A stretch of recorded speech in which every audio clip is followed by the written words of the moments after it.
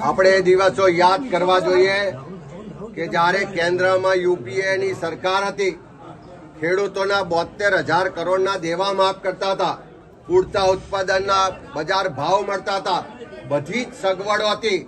તેમ છતાં ગુજરાતની ભાજપની સરકાર, તત્કાલીન નરેન્દ્રભાઈ મોદી અને એમની સરકાર ટીવીમાં, પેપરમાં ગુજરાતની જનતાને થપ્પડ એવી જાહેરાતો આપતા હતા.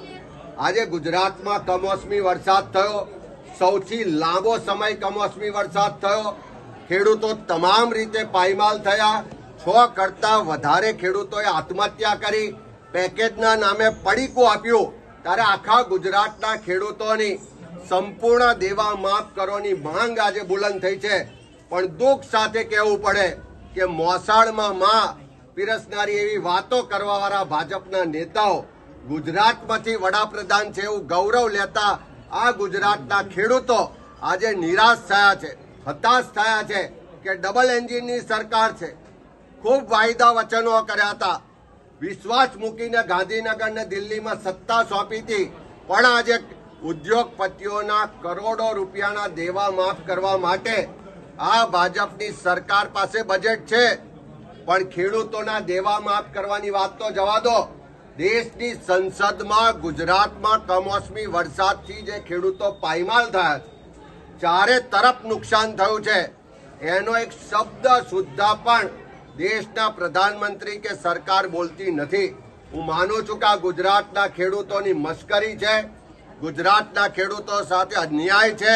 જે વાયદા વચનો આપ્યા હતા એ ક્રૂર મજાક છે. એનો જવાબ ગુજરાતના ખેડૂતો આવનારા સમયમાં આપશે. અને સમગ્ર ગુજરાતમાંથી જે માંગ ઉઠી છે કે ખેડૂતોના સંપૂર્ણ દેવા માફ થાય, એ ખેડૂતોના અવાજને અમે બુલંદ કરીશું અને ગુજરાતના ખેડૂતોના સંપૂર્ણ દેવા માફ કરાઈને જંપીશું. છેલ્લો સવાલ, મહાત્મા ગાંધી મનરેગા હવે વિરામજી. છેલ્લા 10 વર્ષથી કેન્દ્રમાં સરકાર ભારતીય જનતા પાર્ટીની છે. 3 દાયકાથી ગુજરાતમાં ભાજપની સરકાર છે. આ ડબલ એન્જિન સરકારે એક પણ એવો કાયદો કાનૂન નથી બનાવ્યો કે જેનાથી ગામડા તૂટતા અટકે, સ્થળાંતર અટકે, લોકોને કાયમી રોજગારની ગેરંટી મળે, લોકોને એનો રોજગાર સાથેનો અધિકાર મળે. પણ ઉલટા એના જે અધિકારો કોંગ્રેસની સરકારે આપ્યા છે એને પણ છીનવવાનો પ્રયત્ન થાય છે. ખાલી નામ બદલવાથી કોઈનું ભલું નથી થતું. જો તમારામાં થોડી પણ શરમ હોત તો આ ગાંધીના ગુજરાતમાંથી તમે જ આયા છો. તમારામાં થોડી પણ શરમ હોત કે આખી દુનિયામાં ગાંધીજીના નામે ગૌરવ લઈએ છે, આખી દુનિયા ગાંધીજી સામે મસ્તક નમાવે છે, અને એ ગાંધીજીનું નામ આ યોજનામાંથી હટાવી અને એમનું જે અપમાન કર્યું છે આ ભારતીય જનતા પાર્ટીના શાસકોએ, એ ગુજરાત અને ગાંધીવાદીઓ ક્યારેય ભૂલવાના નથી. અને ખાસ કરીને ગુજરાતમાં જે મનરેગામાં કરોડો અબજો રૂપિયાનો ભ્રષ્ટાચાર થઈ રહ્યો છે, લોકોની રોજગારીને બદલે ભાજપના મળતિયાઓ, નેતાઓ એમની તિજોરી ભરી રહ્યા છે.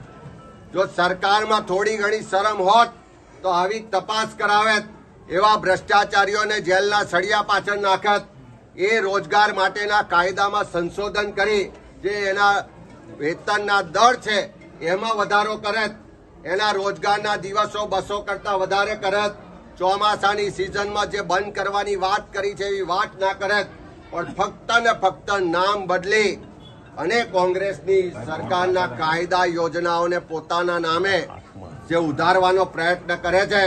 પણ એની સાથે સાથે જે ગાંધીજીનું અપમાન થયું છે, જે રોજગાર માટે મજૂરી કરતા 12 કરોડ કરતા વધારે મનરેગાના મજૂરોને અન્યાય થયો છે, એનો જવાબ આવનારા દિવસોમાં ગુજરાત અને દેશની જનતા માંગશે અને એનો હિસાબ પણ કરશે.